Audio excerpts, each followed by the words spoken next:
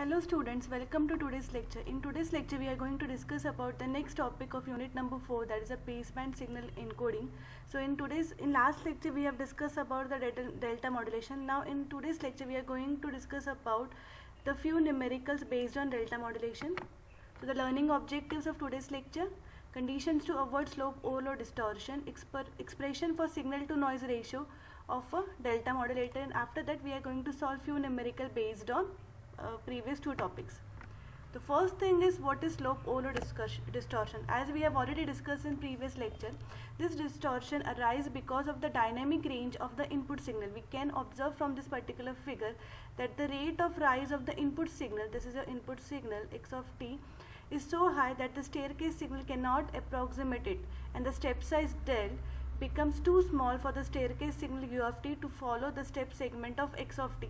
Hence, there is a large error occur between the staircase approximated signal, this signal, and the original signal x of t, and this error is known as a slope overload distortion. So this portion is called as a slope overload distortion. To reduce this error, the step size must be increased when the slope of the signal x of t is very high. So this is one of the solution to get the slope overload distortion.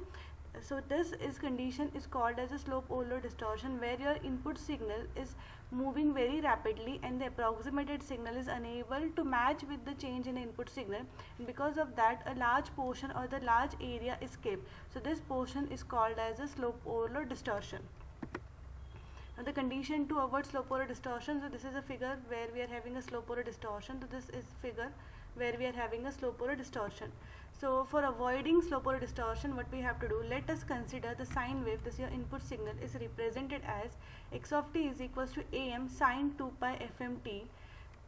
The slope of x of t, this is your x of t slope of your input signal or your sine wave, will be maximum when the derivation of x of t with respect to t will be maximum. The maximum slope of the delta modulation is given in below.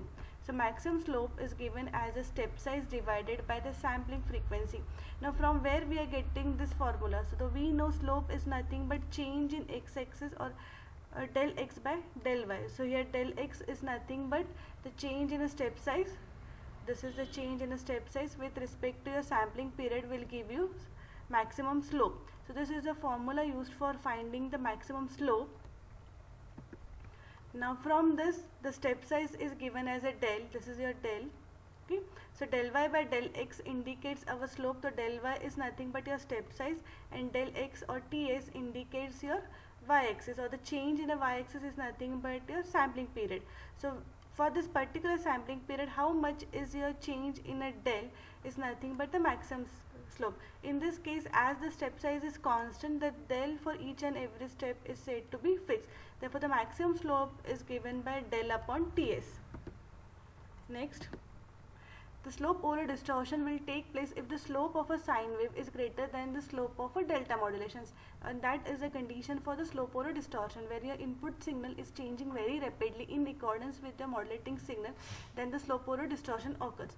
So this is a condition for the slope overload distortion, that is a maximum value or the slope of derivative of x of t will give you slope of a input signal, and del by ts will give you slope of a staircase signal. So if the slope of the input signal or the sine wave is greater than the slope of the delta modulator signal, then only slope overload distortion occurs.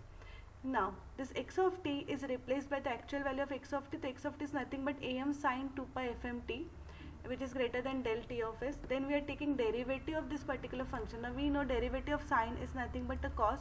So therefore the sine 2 pi fm t is replaced by cos 2 pi fm t, and as we are taking derivative with respect to t, the rest all thing comes as a constant. So therefore after taking derivation of this particular equation, we are having max am 2 pi fm cos 2 pi fm t, which must be greater than del of ts. So this is a condition for getting a slope overload distortion. Now regarding the maximum value, now we have to consider the maximum value of am sine 2 pi cos 2 pi fm t. So this, what is going to be the maximum value? So we know for any sine wave the maximum value comes out to be 1. So the maximum value of cos is said to be 1 only. So this cos 2 pi fm t is replaced by 1. So what we are having, the maximum value for this particular equation is am 2 pi fm, which is greater than del by ts. So what comes out to be your maximum amplitude, so the maximum amplitude should be greater than del 2 pi FM TA. So this is the condition to avoid a slope overload distortion. So AM greater than del divided by TS twice FM 2 pi FM is a condition to avoid slope overload distortion. So if your value of voltage goes beyond this, then only the slope overload distortion occurs. Then the signal to quantization noise ratio for a DM. So here we are going to find out the signal to noise ratio for a delta modulated signal. So for that, first step is to obtain the signal power.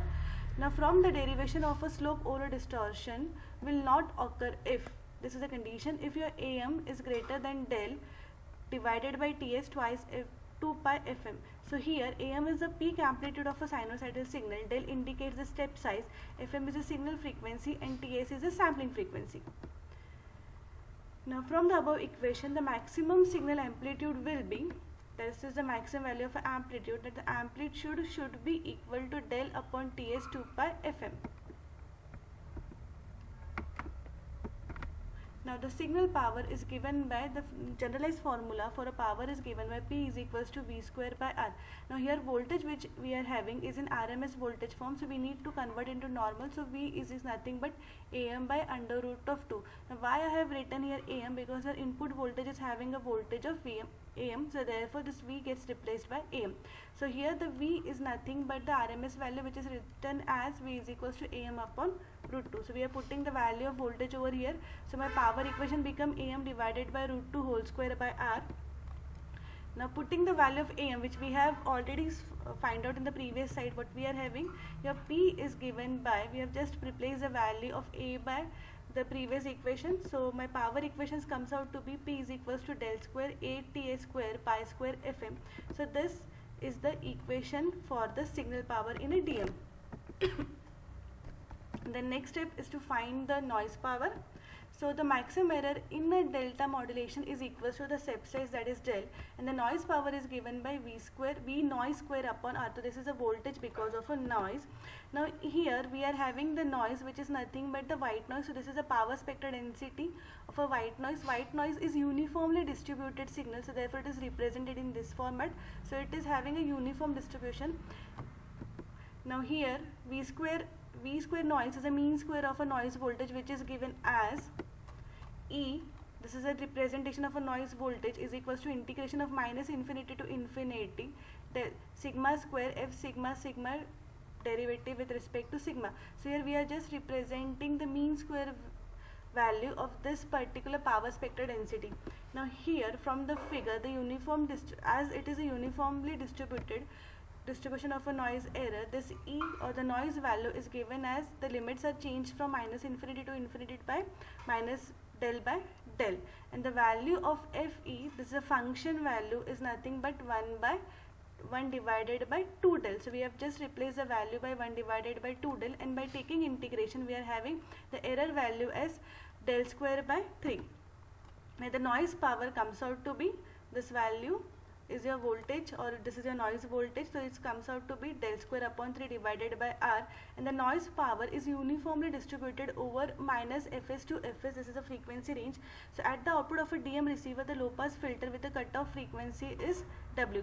Hence the noise output power is given by W divided by Fs into noise power, and therefore the output noise power is nothing but, we have just replaced this noise power value from the previous equation. The noise power comes out to be W del square Ts by 3. So this is a representation of a output noise power.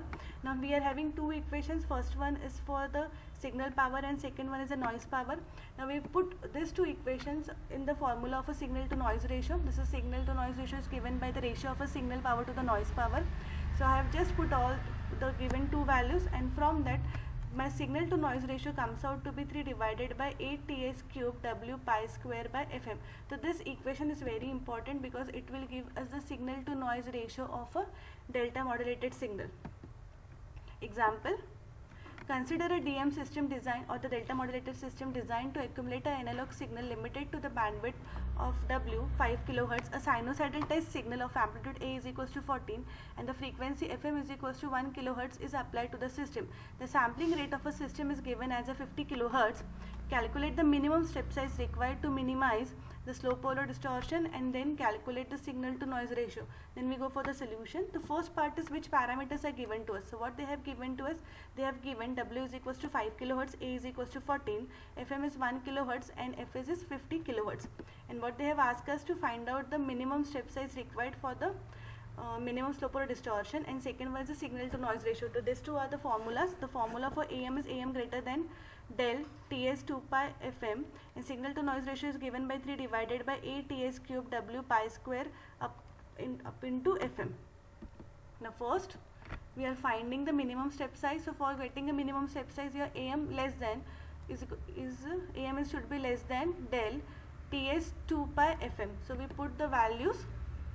Here we have to find out the step size. So for finding step size, the step size should be greater than 2 pi. I have just taken a cross multiplication. The del is greater than 2 pi Fm Ts into AM. By putting the values, what we come to know, the minimum step size is equals to 0.125 volt. So this is a minimum value of a step size to avoid a slow polar distortion. Okay. Here the values of the amplitude, frequency and the sampling frequencies are given to us. We have just put on the values. Now here the sampling frequency is not given to us. The sampling frequency is given to us, but in the formula the value is Ts. So for getting Ts, we have just taken this Ts is nothing but 1 by Fs. So therefore I have written here 1 by Fs value, and this comes out to be my minimum step size. Okay. Next is for finding the signal to noise ratio. The formula is signal to noise ratio is given by 3 divided by 8Ts cube W pi square into Fm. We just put all those values, and by solving this, my signal to noise ratio comes out to be 949.88. Now the signal to noise ratio is always measured in dB. Therefore we have taken 10 log of this value, and my signal to noise ratio in dB comes out to be 29.77 dB. Okay. Next example, consider a DM designed to operate at a 3 times the Nyquist rate of a signal with a 3 kHz bandwidth. The quantization step size is 250 millivolt. Determine the maximum amplitude of 1 kHz input sinusoidal for which the delta modulation does not show slow polar distortion, and calculate the signal to noise ratio. Now in this particular example, they have not given us the value directly. They have given us value indirectly. What they have given, a DM system designed to operate at the 3 times the Nyquist rate for the signal with a 3 kHz bandwidth. Okay. So we have to find out the values of sampling frequency and the value of a FM from this. So solution, W is given to us, W is 3 kHz, FM is 1 kHz they have given, and then the del value, this is a minimum step size, is given as a 250 millivolt.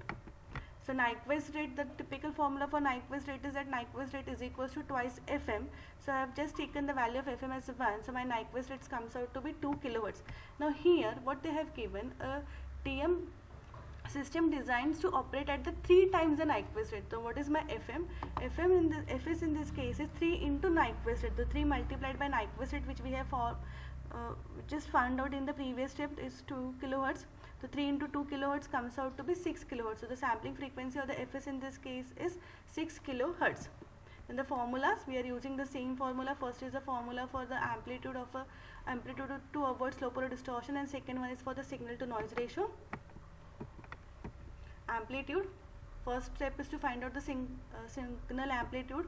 We put all those values, and from that my amplitude comes out to be 238.7 millivolt. So this is the signal amplitude. Second condition is to find out the signal to noise ratio. The formula for signal to noise ratio is 3 divided by 8Ts cube W pi square upon Fm. We put all those values, and by putting all those values, my signal to noise ratio comes out to be 4.68 into 10 to the power minus 4. Now this is a normal value, and we have to convert this value into dB. Therefore we have taken 10 log of this value, and my signal to noise ratio in this case is very low, that is minus 33.41 dB. So this signal to noise ratio is very low. Okay. Thank you for listening to my video. Thank you so much.